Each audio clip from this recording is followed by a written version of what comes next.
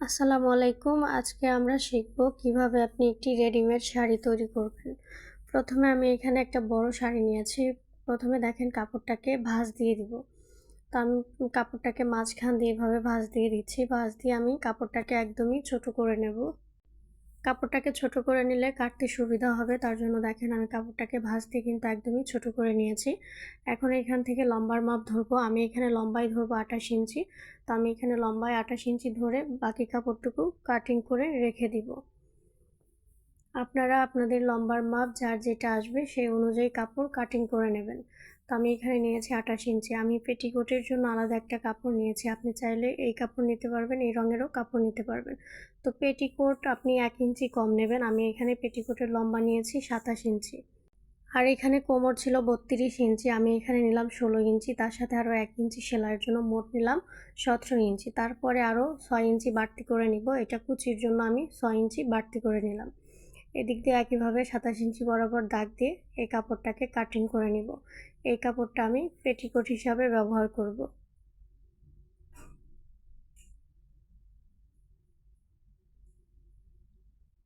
তো পেটিকোটের কিন্তু আমার কোমরের মাপ অনুযায়ী নিয়েছিলাম 16 ইঞ্চি, 1 ইঞ্চি সেলাইয়ের জন্য। তারপরে আরও এক্সট্রা করে নিয়েছিলাম 6 ইঞ্চি। তো এই যে এক্সট্রা যে 6 ইঞ্চি এই বরাবর কাটিং করে রাখবেন, সেলাইয়ের সময়টা ভালোভাবে বুঝতে পারবেন কী জন্য এই কাপড়টা আমরা রেখে দিলাম। তো এখন কাপড়টাকে খুলে নেব। খুলে সাইড থেকে আমি কিছু কাপড় বাদ দিব। তার আগে আমরা কি করব,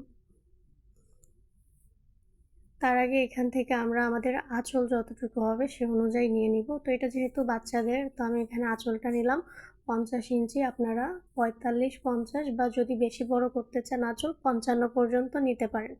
আমি এখানে নিয়েছি 50 ইঞ্চি। তো এই কাপড়টা ছিল একদমই 12 হাত, তার জন্য আমি এখানে প্রায় 1.5 হাতের মতো কাপড় কাটিং করে রেখে দিলাম।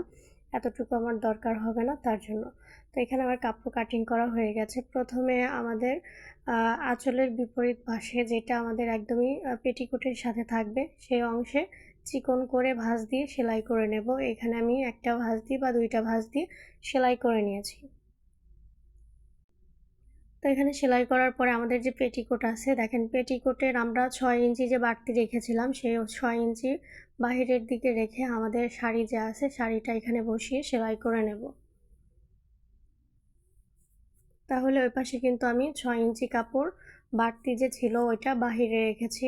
এই পাশে একইভাবে আমাদের 6 ইঞ্চি যে বাড়তি কাপড় ছিল এটা বাহিরে রেখেই আমরা সেলাই করে নিয়েছি। তো একইভাবে সেলাই করার পরে কাপড়ের সোজা দিক একসাথে রেখে আপনার সাইডে সেলাই দিতে হবে। পেটিকোটের যে সাইডের অংশ আছে এখানে সেলাই দিতে হবে। তো এখানে আমি পেটিকোটের সাইডের অংশে সেলাই দিয়ে নিচ্ছি। আপনারা এভাবে সেলাই দিয়ে নেবেন।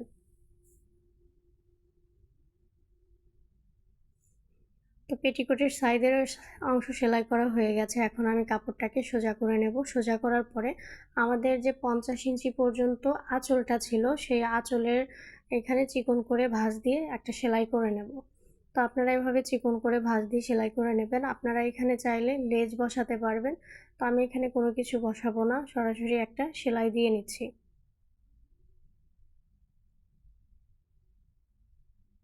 এখানে আমি 50 ইঞ্চি রেখেছিলাম আঁচল, আমি 50 ইঞ্চি বরাবর সেলাই দিব।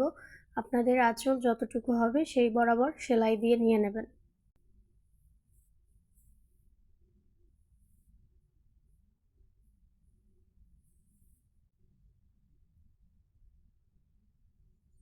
তো আঁচল বরাবর আমার সেলাই করা হয়ে গেছে। এখন আমি যে কোনো একটা জায়গায় কাপড়টাকে সুন্দর করে বসাবো। বসানোর পরে কুচিগুলো দিয়ে দেব। তো এখানে আমি বসালাম। এই যে আমি যে 6 ইঞ্চি কাপড় বাড়তি রেখেছিলাম, 6 দুগুণে 12 ইঞ্চি কাপড়।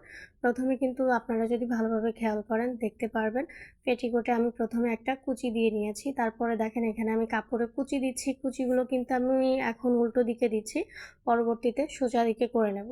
তো এইভাবে আপনারা কুচি দেবেন, তাহলে আর কুচিতে উল্টাপাল্টা হবে না। একটু ভালোভাবে খেয়াল করলে কিন্তু বুঝতে পারবেন। আমার পাড়ের অংশটা ছিল হাতের বাম সাইডে, আর কাপড়ের কুচির অংশ বা উপরে যে আমরা গুজে থাকি সেই অংশটা কিন্তু আমার হাতের ডান সাইডে আছে। তো এইভাবে রেখে আপনারা কুচিগুলো দেবেন, তাছাড়া প্রথম অবস্থায় উল্টাপাল্টা হতে পারে। তো এইভাবে সবগুলো কুচি আমি দিয়ে দিব। কুচি দেওয়া হয়ে গেলে এখানে আপনি কাটা পিন দিয়ে কুচিগুলোকে মেরে রাখতে পারেন। তো আমি এখানে কাটা পেনের সাহায্যে কুচিগুলো একদম মেরে রেখেছি যেন কুচিগুলো নড়াচড়া না করে। তারপরে দেখেন এখানে আমি কুচি কিন্তু সোজা দিকে করে দিলাম, কুচিগুলো এরকম থাকবে। এখানে চাইলে আপনি কুচিগুলো ছড়িয়ে দিতে পারেন, আমি হালকা একটু ছড়িয়ে দিব। তো এখানে আমি কুচিগুলো হালকা ছড়িয়ে দিচ্ছি, এভাবে আপনারা চাইলে ছড়িয়ে দিতে পারেন।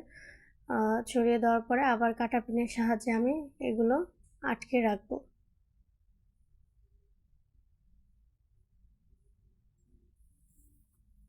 তো এখানে আমার কুচি দেওয়া হয়ে গেছে, এখন আবার মেশিনে সেলাই করে নেব। তো কুচি বরাবর প্রথমে একটা সেলাই দিয়ে দিব।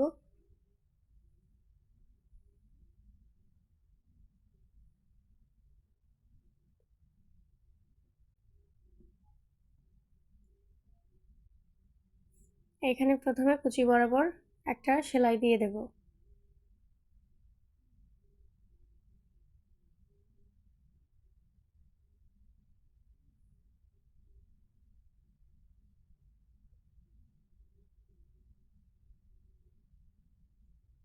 এখানে আমার কুচি দেওয়া হয়ে গেছে। এখন কোমরপট্টির জন্য আমি একটা এক্সট্রা করে কাপড় কাটিং করে রেখেছিলাম, তো এই কাপড়ের 2 অংশে সেলাই দিয়ে দেব। কোমরের যেই পট্টিটা এটা আমি নিয়েছিলাম 32 ইঞ্চিকে অর্ধেক করেছিলাম, অর্ধেক করে তার সাথে আরও 1 ইঞ্চি যোগ করেছিলাম, মোট হলো 17 ইঞ্চি নিয়েছিলাম। কাপড় ছিল 2 পাটে। তো কাপড়ের সোজা দিক একসাথে রেখে এখানে কোমর পট্টিটা আমি সেলাই করে নেব। আমরা পাজামা বা আমাদের 6/7 পেটিকোট বা গোল পেটিকোটে যেভাবে পট্টিটা বসিয়ে সেলাই করি একইভাবে সেলাইটা করতে হবে।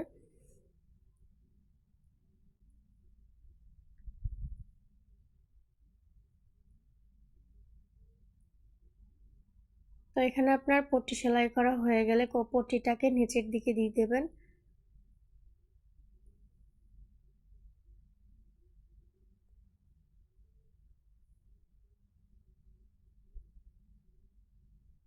এখন পট্টিটাকে নিচের দিকে দিয়ে এখানে একটা চাপ সেলাই দিয়ে দিব। ভিডিওটা কেমন লেগেছে সবাই কমেন্টস করে জানাবেন, আর যদি বেশি ভালো লাগে তাহলে লাইক শেয়ার কমেন্টস করবেন।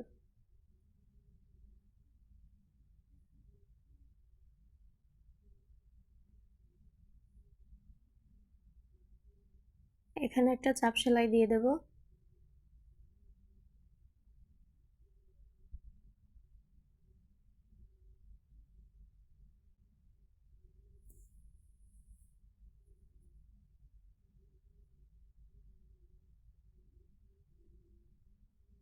চাপ সেলাই দেওয়া হয়ে গেলে এখন রাবার ঘর বরাবর একটা সেলাই দিয়ে দিলেই হয়ে যাবে।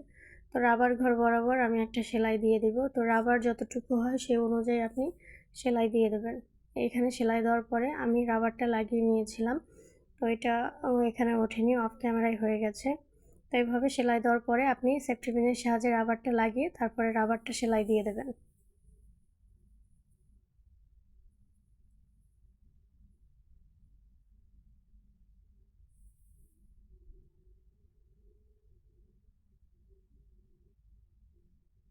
তো এই হলো আমাদের শাড়িটা দেখতে কেমন হয়েছে সবাই ইনশাল্লাহ কমেন্টস করে জানাবেন।